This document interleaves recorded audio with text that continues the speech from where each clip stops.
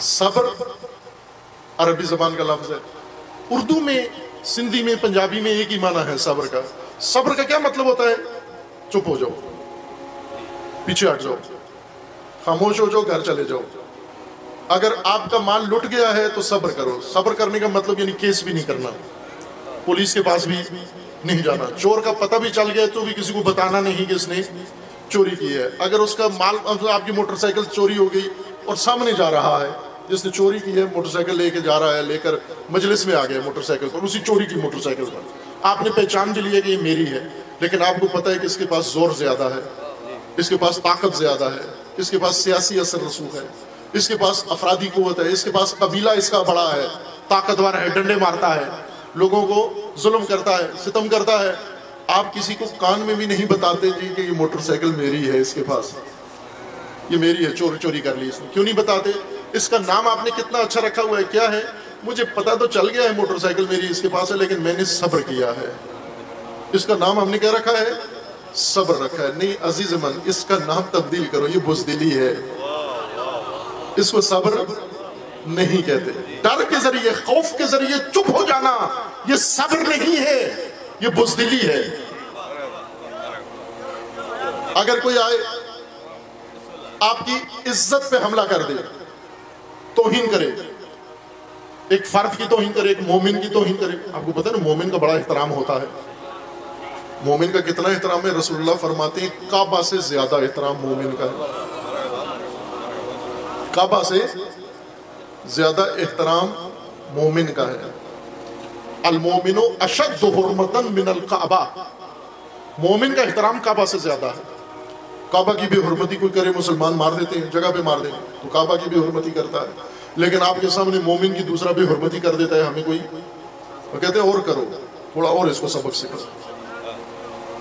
مومن کے احترام کا ہم خیال نہیں رکھتے۔ اگر کوئی مومن کی بھی حرمتی کرے، مومن کی توہین کرے، اگر ایک مومن قوم کی کوئی توہین کرے اور پوری امت اسلامیہ کی کوئی توہین کرے، تذلیل کرے، ذلیل کرے، اس ذلت پہ خاموش رہ جاتے ہیں ہم، توہین ہوتی ہوئی دیکھ کر خاموش ہو جاتے ہیں۔ آپ کے دین کی توہین، مقدسات کی توہین، آپ کے مکتب کی توہین، مذہب کی توہین، آپ کی قوم کی توہین برملا کرے، ساری دنیا کرے اور ہم خاموش دیکھ رہے ہیں۔ ہم نے اس کا بڑا خوبصورت نام رکھا ہوا ہے، کیا ہے یہ؟ کہتے ہیں ہم دیکھ تو رہے ہیں سب کچھ لیکن ہم صبر سے کام لے رہے ہیں۔ اہل بیت کے مکتب میں اس کا نام ذلت ہے، صبر نہیں ہے۔ اس کا نام ذلت ہے، اس کا نام صبر نہیں ہے۔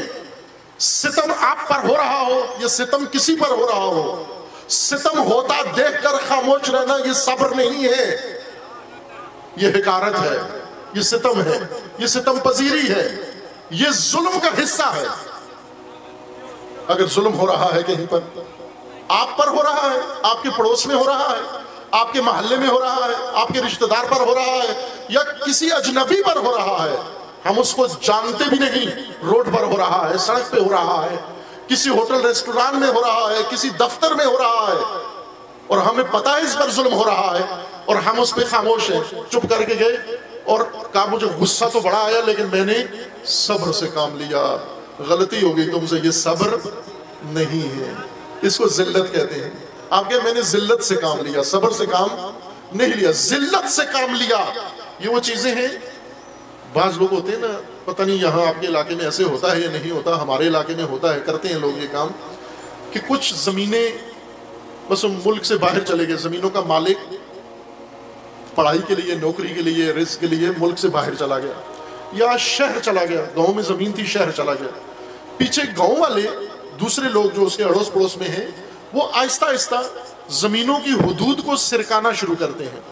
ایک کونا اس کا اپنی زمین میں ڈال لیا، نالا کھالا بنا ہوا تھا وہ اس کی زمین میں ڈال دیا، اس کی زمین میں پانی کا نالا تھا، اپنی زمین کو ہموار کر کے نالا اس کی زمین میں ڈال دیا، راستہ ادھر سے گزرتا تھا اس کی زمین میں۔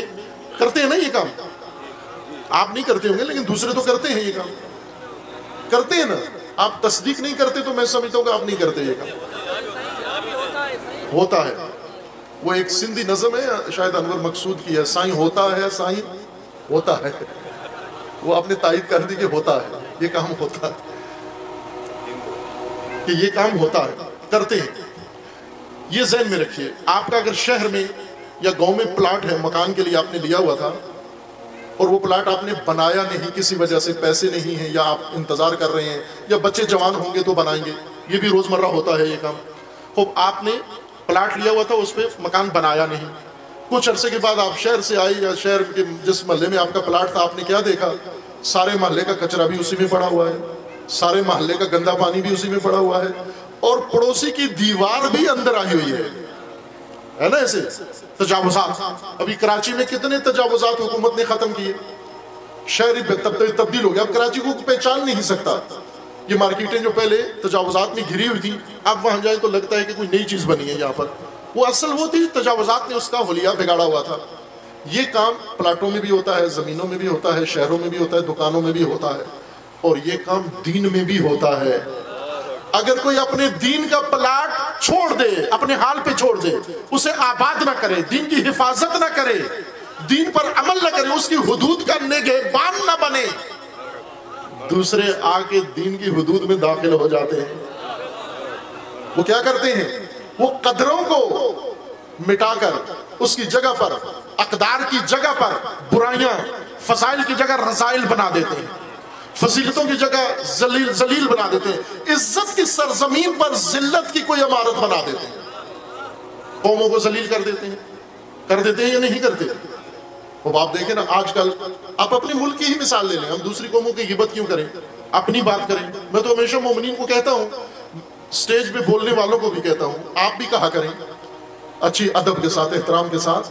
ہمارے جو ذاکر، خطیب، علماء کرام آتے ہیں، سٹیج پہ آ کے گفتگو کرتے ہیں، ان کو ایک عادت پڑ گئی ہے. وہ عادت کیا ہے کہ یہ حاضرین کو سامنے بٹھا کر، جیسے آپ ابھی حاضرین ہیں، یہ سارا مجمع مومنین، یہ سب کیا کہلاتے ہیں یہاں؟ حاضرین. اور وہ جو یہاں نہیں ہیں وہ کیا ہے؟ غیر حاضر، غائبین. عادت ہمارے خطیبوں کی یہ بن گئی ہے کہ حاضرین کو بٹھا کر سامنے باتیں ساری غائبین کے بارے میں کرتے ہیں، حاضرین کے بارے میں کوئی بات نہیں کرتے. حاضرین کو کہتے ہیں صرف تم نعرے لگاتے جو، تم صلواتیں بھیجتے جو، تم واہ واہ کرو، اور گفتگو ساری کس کے بارے میں ہے؟ غائبین کے بارے میں، جو یہاں موجود نہیں ہے. اگر آپ اسکول میں جائیں، کالج یونیورسٹی میں جائیں، ٹیچر آئے اور حاضرین جو بیٹھے ہوئے ہیں ان کو چھوڑ دے اور موبائل آن کر کے غائبین کو پڑھانا شروع کر دے، کرتے ہیں نا یہ کام.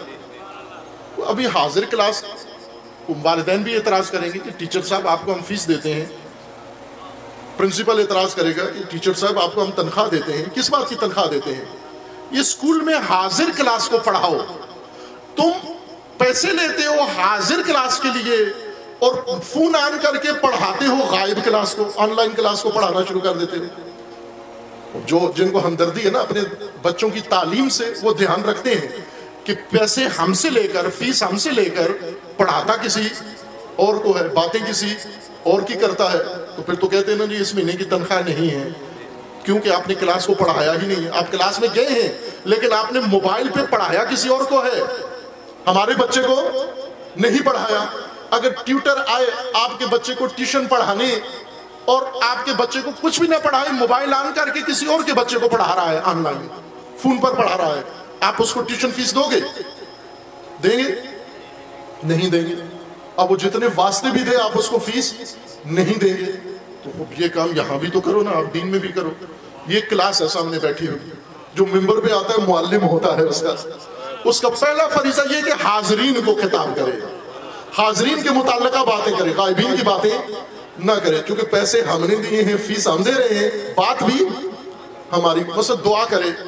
اگر آج مجلس ہو رہی ہے مدد علی صاحب کی، بانیان مجلس یہ، شرکائے مجلس یہ ہیں، اور دعا کرے ساری کس کے لیے؟ نکاراگوا کے لیے. دعا کرے بنگلہ دیش کے لیے.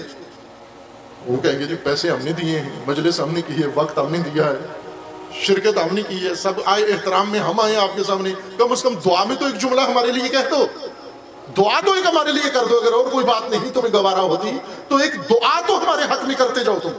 لیکن جو فیس لے کے دعا تک نہ دے تو معلوم ہوا کہ صحیح حق ادا نہیں کر رہا.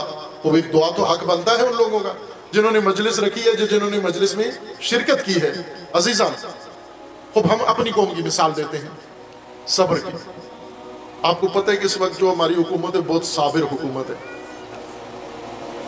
پاکستان کی تاریخ میں اتنی صبر والی حکومت نہیں ہے. صبر کیے ہوئے نا, مہنگائی پہ صبر ہے, گیس نہیں ہے اس پہ صبر ہے, بجلی کے بل بڑھ گئے ہیں اس پہ صبر ہے, روپے کی قیمت کم ہو گئی ہے اس پہ بھی صبر ہے, ہر بات پہ صبر کیے ہوئے ہیں. صبر کیا ہوا ہے نا, یعنی چپ ہیں. وہی جو ہمارے ملک میں ہماری قوم کے اندر صبر جس کو کہتے ہیں, چپ ہے, خاموش ہے. قوم بھی بہت صبور ہے, حکومت سے زیادہ یہ ملت صبور ہے. ان کو بھی کوئی کسی قسم کی مشکل نہیں, خاموش ہے. جو خاموش ہے صبر کیے ہوئے, صبر کیے ہوئے. اور پھر عزیزان آپ توجہ کریں, ہر ملک کا ایک وقار ہوتا ہے, اس کو خیال رکھنا ہوتا ہے. اس کے وزیر خارجہ دوسرے وہ ایک قسم کے محافظ گارڈ ہوتے ہیں. وزیر داخلہ ملک کی اندرونی سلامتی کا گارڈ ہوتا ہے, وزیر خارجہ ملک کی خارجہ پالیسی کا گارڈ ہوتا ہے. وہ اپنے ملک کے مفادات کی حفاظت کرتے ہیں. وہ بابا ہمارے ملک کے مفادات میں ایک بات آتی ہے, بڑے معزز قسم کے سربراہان اسلامی ممالک کے ملیشیا میں کنفرنس بلاتے ہیں, اور اس کنفرنس میں ہمارے سربراہ کو بڑی عزت اور احترام کے ساتھ گاڑی کا گفٹ بھی پیش کر کے دعوت نامہ بھیجتے ہیں. آپ کو کوئی بچے کی شادی پہ بلائے, ساتھ گاڑی بھی دے, گفٹ میں چابی بھی دے کہ یہ آپ کے پاس مثلا اتنی مہنگی گاڑی ہے. مہنگی گاڑیاں پاکستان میں کون سی ہیں نہیں معلوم آپ جی؟